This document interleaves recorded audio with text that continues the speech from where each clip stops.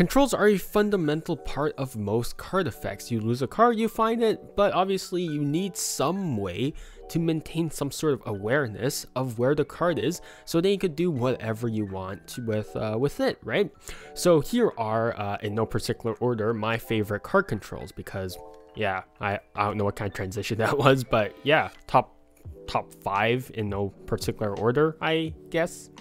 So just as a heads up, just because I like these moves doesn't mean that I use them all the time. It just means that, you know, it's just moves that I find particularly attractive to me and my eyes. So yeah, I originally wanted to include concepts and principles which allowed me to actually control cards, but I decided that was sort of cheating because my list would have been filled with those.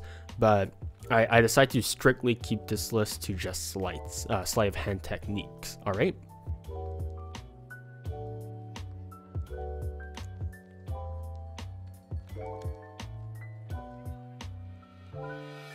So our very first one is the classic pass. I have a love and hate relationship with this move because I hate how inefficient it is as a one card control, because I mean, why would you cut the entire deck for one card? That's just, it's such a bizarre move because it's so inefficient, but at the same time, I love how much it teaches you about sleight of hand.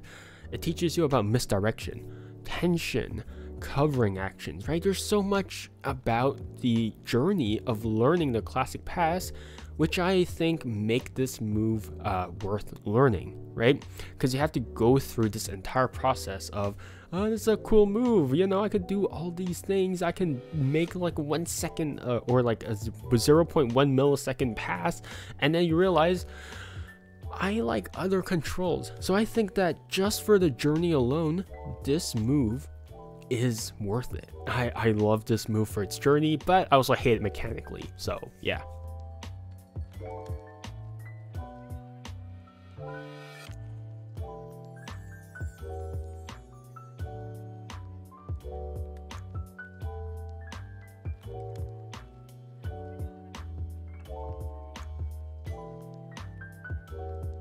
The next move is the JL move by Matthew Jacobs. JL stands for Jacob's Ladder, and honestly, what a beautiful move. I mean, it's so chaotic, and you know, the best part is that the card is actually going into the center of the deck. Usually for this sort of move, you would have like a different card going to the center of the deck, but here, you have the actual selection going into the dribble, which I think is great. You know, it just looks so good. But there is a slight chance they might screw up this control, but generally there shouldn't be any issue. So it's just a solid move overall, and I just can't fault it on most regards. So yeah, JL move.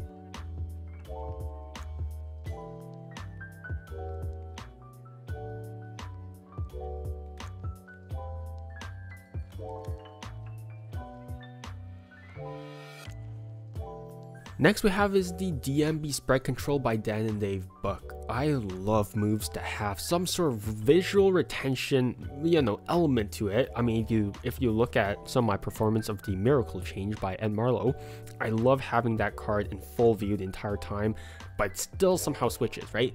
This is the same well, this is the same case, right? You have a card outjogged in the deck, and then, you know, as you lower the deck, you know, you close the deck and then you square everything up and it's still controlled. There is a slight, and it's a very slight discrepancy within the DMB Spread Control, but most people won't notice it. And you could do the move as slow as you want. It actually looks better slow. And, you know, this is still one of my favorite card controls of all time. I still use it to this day, even though it came out in like 2009. So, you know, DMB Spread Control, highly recommend you learn it, treat it well. So yeah, I don't know why I did that. I'm so sorry, that was rude.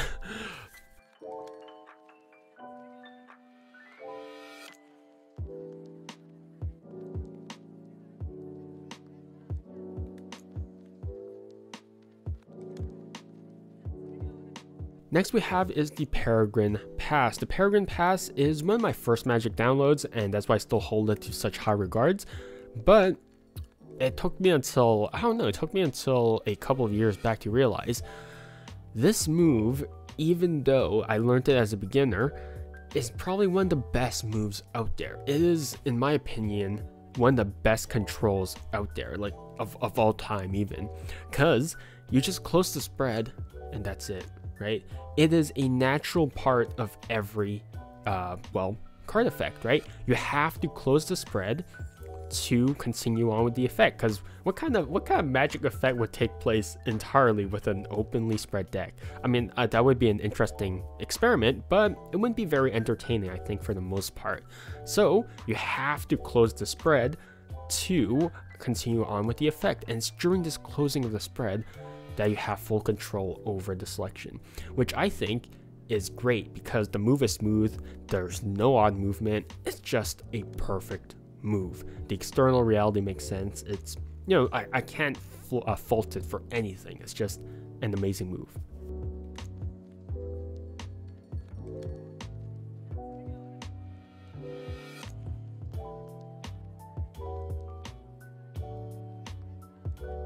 And last up we have the Cherry Control. So I actually hesitate to put this move on my list, mainly because, I mean, it was nice, but it didn't really like strike a chord with me. Like, it was, yeah, that was it.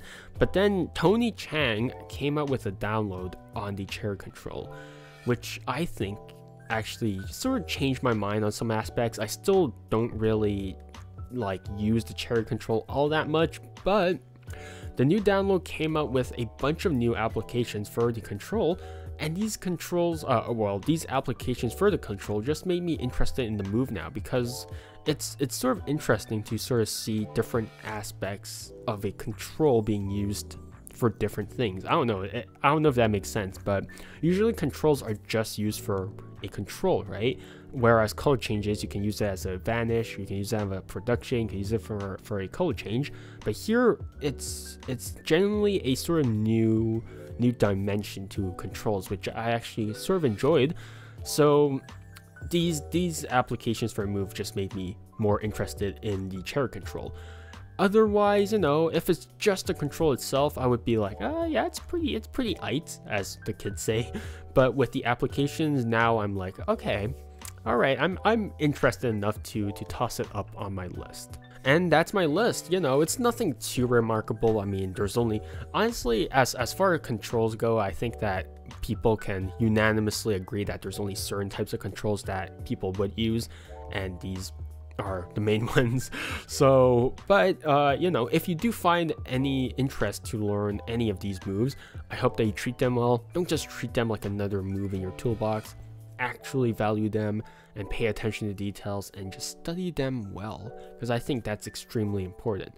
But besides that, yeah, that's going to be it for my top 5 controls of all time, my favorite controls. Who knows, it might change in the future, but for now I think I'm quite happy with how everything is.